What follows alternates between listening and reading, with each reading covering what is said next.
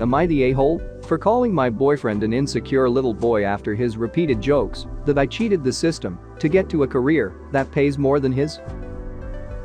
Tim and I met in an English literature class our junior year of college, and we've been together the 10 years since. While he ended up going into IT, I stayed in the liberal arts track and ended up doing non-profit work after college when I realized I didn't actually want to be a schoolteacher. Just to say that we always assumed he'd out-earn me by a considerable margin, though when he made more, I always insisted we split things evenly to avoid potential resentment down the road. I've had sort of a non-linear career path, but ended up switching to the corporate world. To make a long story short, my liberal arts degree and time doing non-profit work gave me a lot of skills that enable me to really excel professionally in some more niche areas. I recently started a new job as a consultant, making way more than I'd ever anticipated. When I got the offer, I told Tim that the pay was amazing, but he didn't ask about the actual amount, and I didn't want to be braggy about it, especially since I was fairly sure it was above his current income.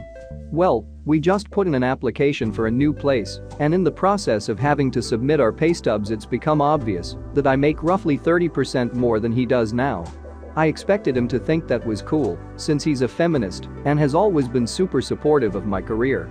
But instead, he's started to make increasingly harsh jabs about how I cheated the system to get where I am, that no English lit major makes more than a cybersecurity professional without cheating somehow. His major point is that I got my first job out of nepotism, which set me up to trample more qualified people who didn't have the same advantages.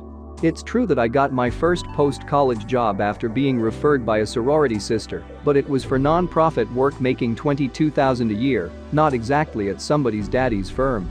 He also points out that at my first corporate job, I snagged a big promotion after volunteering to take on starting up the company's diversity equity inclusion program, and I'll admit that were I a white man, it's highly unlikely I would have been able to be the face of the eventually high-profile diversity program.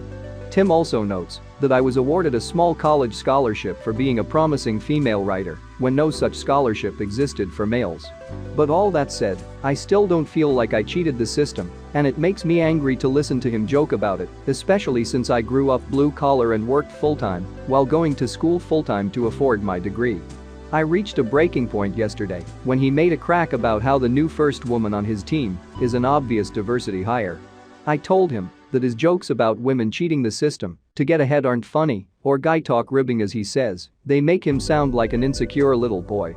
He told me I was being a naive Karen and we haven't really talked since yesterday. Did I go too far? Here are some comments. READER01234567 says, NTA. Dump him. He's sexist and toxic toward women. Imagine you have kids with him someday. WTF. Using people you know to find jobs is 100% normal and called networking. Cybersecurity is not some top dog where no one earns more than that field. His attitude toward your major is gross. Getting a promotion because you volunteered and showed initiative on new programs and showed interest in the company is also normal. There are plenty of scholarships out there. Winning a scholarship does not somehow mean you took advantage. Kari Kadiora says, like, holy crap, OP, he is so toxic. He's supportive of your career, only as long as he is more successful. Do you realize how condescending that is? An actual supportive partner would be thrilled you got such a great job. He's not just insecure, he's selfish and an absolute asshole. Afraid Salamander 14 says, this op is NTA and the boyfriend is likely only a feminist when he is making more money. I am sorry he is making you doubt your qualifications and worthiness. Strong businesses need people with many different backgrounds, it helps them grow and change and succeed. People like your boyfriend will always find a way to blame you for and be jealous of your success. Am I the a-hole for calling my husband delusional for expecting me to rehire the babysitter after she read our daughter's journal? My husband and I work long shifts, we have 3 kids, and for years we've been hiring babysitters of different kinds to help with the kids. My oldest is my 14-year-old daughter Lauren. She's been going through hard phase after her best friend passed away from leukemia in December. It impacted her hugely. She received therapy for 2 months and is doing better now, but grief has no timeline, and she misses her bestie so much. I do all I can to be available and lend a comforting shoulder. We got her a new journal to write down about her thoughts and feelings, and she's been doing a lot better since she had it. We were looking for a babysitter, and my husband suggested his friend's 17-year-old daughter. I know her, so I said yes right away. She worked for us for weeks. She sometimes teases Lauren about her being uptight, never smiling, giving her the nickname Grinch. I told her to stop it, but she said she was just messing with her, trying to get her to cheer up, no biggie. Days ago, while I was working, Lauren called me and was crying, saying I needed to come home. I freaked out, and when I got there, I saw the babysitter sitting with the kids. Lauren was upstairs. She said the babysitter took her journal and started reading it out loud in front of the kids while recording herself. I was pissed AF. I asked the babysitter, and she said she was just messing with Lauren and showing her that it's okay to speak emotions out loud instead of bottling up. She thought was helping her overcome her fear to express herself. I yelled, saying it wasn't her place and that she caused more trouble than ever. She apologized and swore she deleted the video, but I told her she could no longer work for us and needed to leave. She broke down crying and apologizing to me and Lauren.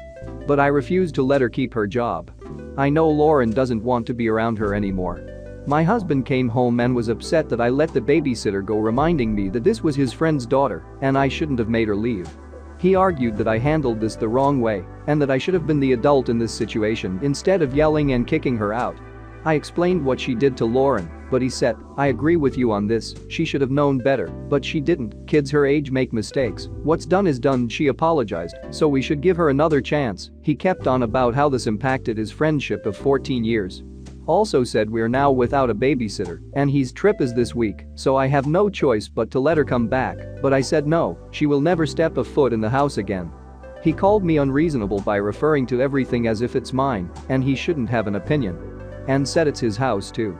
I ended up calling him delusional for expecting me to rehire her after the stunt she pulled on Lauren, and I won't let it happen because my daughter can't feel comfortable in her home.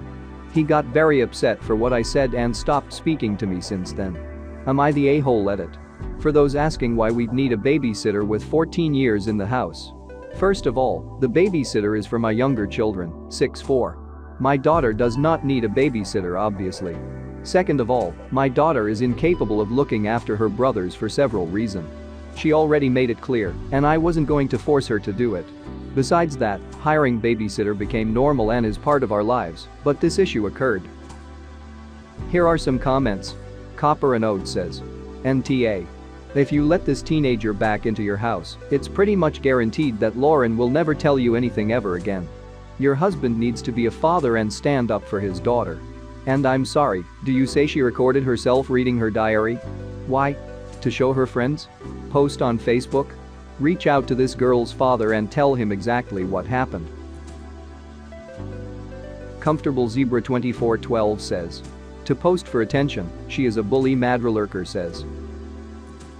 Tell your husband to prioritize your daughter, not his friend's bully of a kid. And be sure the parents know exactly why you fired her. Am I the a-hole? For sending the police to my stepsister's wedding? I, 32 female, lost my mom when I was 23. It was by far the most traumatic loss I had experienced. I just couldn't and didn't want to accept her death. It was unfair, untimely, and preventable. I got in therapy and was doing better, but I had issues with my dad's new wife and her daughter, who's 25 and just got married weeks ago.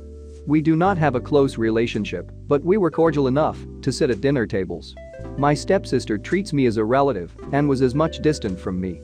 But after my father got sick, we had to see each other a lot. I'm handling his care, while stepmom works full-time and stepsister doesn't do much, though she's always visiting when I moved in to help my dad. Before that I was living with my ex, so retiring home was just in time. I brought with me all of my mom's belongings, and my stepsister showed interest in my mom's necklace and asked if she could borrow it to wear it at her wedding. I refused and she tried every method to convince me I had to put it in a place where I thought it'd be safe after my stepmother got involved. As the wedding approached, they both kept convincing me to let my stepsister have it. She bragged about affording a better one, but it was a matter of showing who's in control. I stood my ground and told them how serious I was, so they backed off. I didn't attend the wedding to stay with my dad. I remember wanting to change where I was hiding the necklace while the house was empty, but I found it was gone. After searching for hours, I called my stepmom, and she said not to worry, my stepsister took it and will return it when the wedding is over, but it was clear that I won't see it till after the honeymoon. since she said her daughter was staying at a hotel. I screamed at her to return it, but she argued about not wanting to leave the guests and the wedding already started. I told her I'd get it myself, but she forbids me from coming, saying she'd have to keep me out for wanting to make a scene. I called the police and explained to them what was happening. I informed them my stepsister intended to leave for her honeymoon with my property. The police were sent to where the wedding was being held, and they were able to retrieve the necklace from my stepsister. She and my stepmom were in shock and livid. She, stepmom, returned home and kept shouting at me, calling me petty and crazy to send the police to my stepsister's wedding, ruining it and humiliating them over a piece of jewelry. She was screaming at my sick dad, telling him to handle me after the stunt that I pulled at the wedding. I defended myself, saying I only wanted an item that belonged to me that they took without permission returned. She argued further that I could have waited to get it back, but I chose to burn the bridge with my stepsister and said that she considers me dead after this. She said stuff I can't mention here, but all I can say is it was a bad night.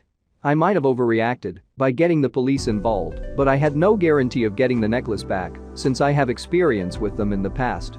Am I the a-hole? Edit, corrected few words. Here are some comments. AC person by night says, NTA. Don't want the police at your wedding?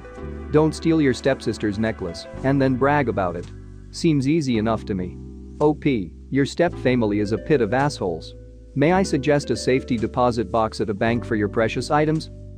Thelma Horse says, I just said the same thing. How stupid can stepsister be to steal something, make it known she stole it, then not expect to be held accountable for theft? Shaking Cliches says, yes. But also, am I the only one wondering how awesome this necklace must be to risk it? I'm expecting a sapphire and diamond collar of at least 2 inches.